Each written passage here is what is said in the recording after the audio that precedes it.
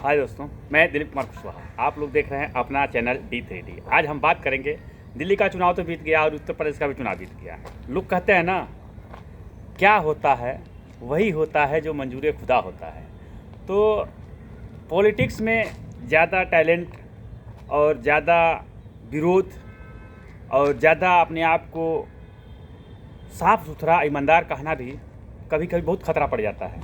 हम इसलिए बता रहे हैं आप लोगों को, दिल्ली का जो चुनाव हुआ इसमें एक जो पार्टी आई थी, आम आदमी पार्टी, बहुत ईमानदार पार्टी थी। ज़्यादा बात न करते हुए मेन मुद्दे पर, लेकिन इन्होंने ऐसे काम किए, ऐसे कार्य किए 10 साल में जो जनता से ये बिखर गए और जनता के दिलों से उतर गए। यहाँ पर जब चुनाव हुआ दिल्ली के अंदर, तो ये चुनाव एक ऐसा मोड़ लाया जो सोचने से परे हो गया। इसलिए मैं कहता हूँ, इतना किसी ने नहीं सोचा था कि दिल्ली के अंदर अरविंद केजरीवाल की ये दशा, इतनी दुर्दशा होगी और इतने कम सीटों से ये आकर के सीमित हो जाएगी। लेकिन कहा जाता है कि कभी कभी हम जो सोचते हैं और जो करते हैं और जो बोलते हैं, इसमें बहुत फ़र्क होता है। तो दिल्ली का जो चुनाव हुआ इसी पे हुआ। दिल्ली का चुनाव एक ऐसे मोड़ पे ला के खड़ा कर दिया कि लोगों को, और जो राजनीति करने वाले लोग हैं, इन लोगों को सोचने पे मजबूर कर दिया। मैं इसलिए कहता हूँ,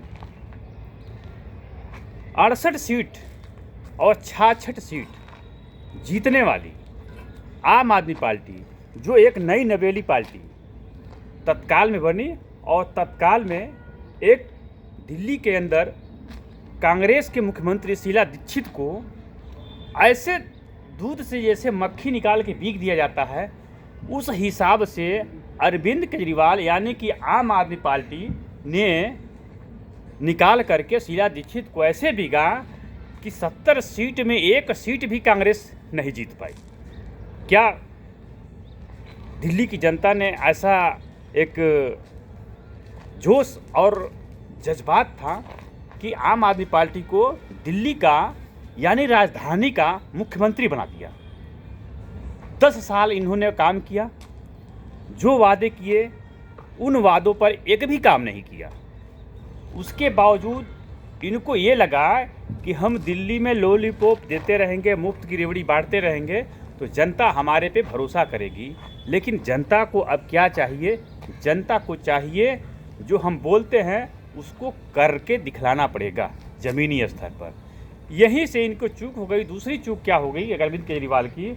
इनको एक कॉन्फिडेंस था कि हमारे पास 66 सीट है और 66 सीट में कितना कम होगा, हमारा 2, 4, 5, 10 कम हो जाएगा, फिर भी हम बहुमत का आंकड़ा पार कर लेंगे और हम सरकार बना लेंगे। इसी कॉन्फिडेंस के साथ अरविंद केजरीवाल यानी कि आम आदमी पार्टी दिल्ली के अंदर चुनाव लड़ रही थी।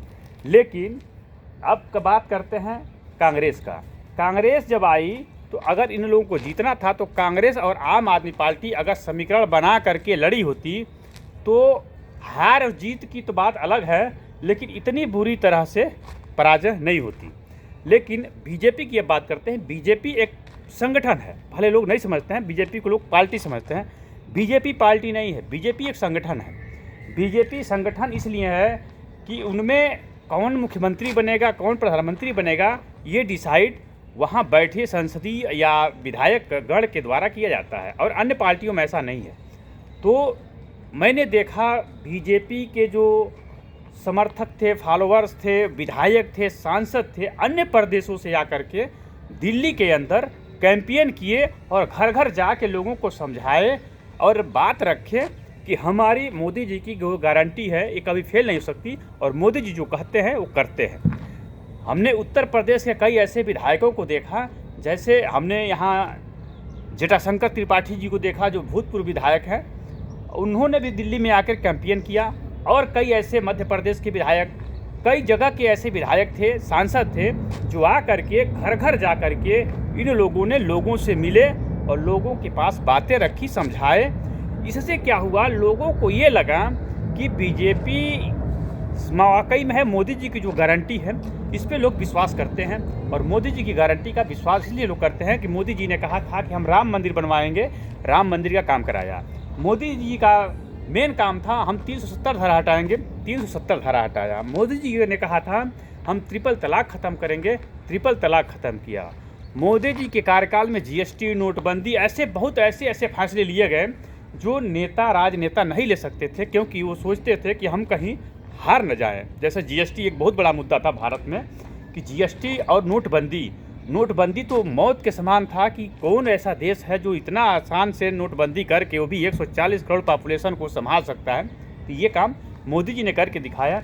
और मोदी जी पे लोग विश्वास कैसे करते हैं? मोदी जी ने कहा था जब वो मुख्यमंत्री नहीं थे, तब वो संगठन में रहते, तब उन्होंने कहा था कि हम जम्मू कश्मीर में लाल चौक पर तिरंगा फहराएंगे, जिसके माई के लाल में हिम्मत है वो हमको रोक के दिखलाए। और मोदी जी ने ये तिरंगा फहराया। तो इन सब चीज़ों को देखते हुए मोदी जी पे लोग विश्वास किए और मोदी जी के ही और माननीय योगी जी के ही समीकरण पर दिल्ली का चुनाव हुआ और इसमें लोगों का विश्वास जगा और लोगों ने बीजेपी को बहुत बहुत बहुत ही ज़्यादा मतों से अच्छे तरीके से दिल्ली को 27 साल बाद, यानी कि 1993 में बीजेपी की सरकार दिल्ली के अंदर थी। 1993 के बाद बीजेपी लुप्त हो गई थी, यहाँ की जनता बहिष्कार कर दी थी। लेकिन 1993 के बाद बीजेपी की सरकार 27 साल बाद दिल्ली के अंदर फिर स्थापित हो गई है। और अब दिल्ली के अंदर स्थापित हुई सरकार बीजेपी को हटाना बहुत मुश्किल हो जाएगा, क्योंकि बीजेपी काम क्या है, बीजेपी केंद्र में भी है और बीजेपी राज्य में भी हो गई। अब ये मिलजुल करके जो काम करेंगे, विकास करेंगे, तो जनता को क्या चाहिए? विकास चाहिए। जनता को क्या चाहिए? रोड चाहिए। जनता को क्या चाहिए? नाली बढ़िया चाहिए। जनता को क्या चाहिए? पानी शुद्ध चाहिए। जनता को क्या चाहिए? चिकित्सा चाहिए। जनता को क्या चाहिए? जो जनता का मूलभूत उनको चाहिए वो मोदी जी द्वारा दिया जाएगा। और यहाँ पे अब कोई बहाना नहीं चलेगा कि अब हमें सरकार नहीं दे रही है, क्योंकि बीजेपी के भी जो भी मुख्यमंत्री बने यहाँ पे, उनका भी बहाना और विधायकों का भी बहाना नहीं चलेगा कि हमें केंद्र से ये चीज़ नहीं मिल रही है, क्योंकि केंद्र में बीजेपी और राज्य में बीजेपी। अब दिल्ली का विकास जोरों पे अगर नहीं हुआ तो ये बहुत बड़ा दुर्भाग्य होगा। अब हम आते हैं जीत और हार की। मिल्कीपुर जो चुनाव हुआ, मिल्कीपुर में अखिलेश यादव स्वयं अपने पैरों में कुल्हाड़ी मारे, क्योंकि कहा जाता है बड़ा बोला अच्छा नहीं होता। मिल्कीपुर चुनाव में जब अयोध्या चुनाव, फैजाबाद चुनाव जब बीजेपी हारी, तो एक व्यक्ति को अखिलेश यादव ने राजा घोषित कर दिया कि ये अयोध्या के राजा है। इससे जनता इसलिए रुष्ट हो गई कि अयोध्या के राजा और भारत का पूरे विश्व का राजा एक ही है, भगवान राम। और इन्होंने एक व्यक्ति को इससे आगाज कर दिया, अपने साथ लेकर के संसद में, लोकसभा राज्यसभा में बैठते थे तो कहते थे कि ये राजा है अयोध्या के। और दूसरी बात क्या हुआ, जनता ने देखा कि ये तो विधायक और सांसद का टिकट एक ही परिवार के बाप बेटे को दे दिया गया, यानी कि वहाँ पे जो यादव बिरादरी थी और जो अन्य बिरादरियाँ थी, मुसलमान वर्ग थे, कुशवाहा थे और चौहान थे, जो भी थे, पासी थे, इन लोगों को ये लगा कि अखिलेश यादव ये जानते हैं कि ये वोट जो हमारी बाप की बपौती है और हमें ये लोग, हम जिसको चाहेंगे उसको खड़ा करेंगे, वो दे देंगे। जनता इससे रुष्ट हो गई, यादव बिरादरी भी रुष्ट हो गई। बहुत से यादव वहाँ शिक्षित थे, बहुत से मुसलमान वर्ग शिक्षित थे। जब आप कहते हैं कि हमारे मुसलमानों का वोट है, वो भी शिक्षित थे, लेकिन आपने ये गलती किया कि बाप बेटे को टिकट दे दिया, यहाँ से आपका वोट सीधे बिखर गया। और दूसरी बात क्या है, आपके जो अंदर अहंकार था कि हम उत्तर प्रदेश में अयोध्या हार गए, तो वेदों में भी है कि जब किसी का अहंकार बढ़ाना होता है तो उसको एक जगह विजय दे दिया जाता है कि उससे ये पता चल जाए कि इसके अंदर अहंकार कितना है। वही अखिलेश यादव को अहंकार हो गया और इसी अहंकार के चलते अखिलेश यादव मिल्कीपुर भी हार गए और इसके पहले जो उपचुनाव 9 हुए थे उसमें भी 7 सीट हार गए और बीजेपी निकाल लिया। तो बीजेपी एक संगठन है, बीजेपी घर घर जाके कैंपेन करती है और लोगों को दुख सुख समझती है, बूझती है, बात करती है, काम करती है। बीजेपी ने जो कहती है वो करती है। लेकिन समाजवादी पार्टी इतनी बड़ी पार्टी होते हुए कहा जाता है ना, जो राम का नहीं वो किसी काम का नहीं। जिसने राम का विरोध किया, कांग्रेस और बीजेपी में ये अंतर था, बीजेपी 2 सीट पे थी और कांग्रेस 302 सीट पे थी। लेकिन कांग्रेस कहती थी राम काल्पनिक है, राम सेतु काल्पनिक है, इसको तोड़ देना चाहिए, राम मंदिर नहीं होना चाहिए, वहाँ राम का क्या सबूत है कि वहाँ पैदा हुए थे। जिसने राम को सबूत मांगा, जिसने राम के ऊपर अंगुली उठाई और जिसने काल्पनिक कहा, वो अपने अस्तित्व बचाने के कगार पर इस समय आ गई है। कांग्रेस को देखिए, कांग्रेस जो कहती थी, कपिल सिब्बल जो कांग्रेस के सांसद, विधायक, नेता जो कहते थे, सब कोर्ट में लड़े कि ये राम काल्पनिक है, राम से तो काल्पनिक है, भगवान राम पैदा ही नहीं हुए, ये कथा है, कहानी है। आज कांग्रेस अपना अस्तित्व बचाने के लिए दर दर की ठोकरें खा रही है। कभी इस पार्टी से बन रही है, कभी उस पार्टी में जा रही है, कभी इस पार्टी में जा रही है, लेकिन सारे लोग लात मार के बाहर निकाल दिए।